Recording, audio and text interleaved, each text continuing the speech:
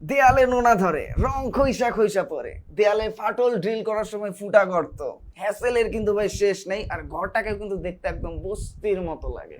আর এই সমস্যাগুলোর জন্য বেস্ট হচ্ছে ডক্টর টেনির এই ওয়াল রিপেয়ারিং ক্রিমটা। যতটুকু জায়গাতে সমস্যা ঠিক ততটুকু জায়গাতে রিপেয়ার করা যায়।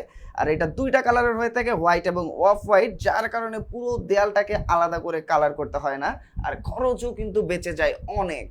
এইটা কিন্তু নিজে নিজে ইউজ করা যায়, যার ফলে বাইরে থেকে আলাদা করে মিস্ত্রি ডাকার কোনো দরকার নেই, বাড়তি কোনো প্যারাও কিন্তু এর জন্য হয় না। জাস্ট জায়গাটা ক্লিন করে ডক্টর টেনির ওয়াল রিপেয়ারিং ক্রিমটা অ্যাপ্লাই করলেই হয়ে যায়।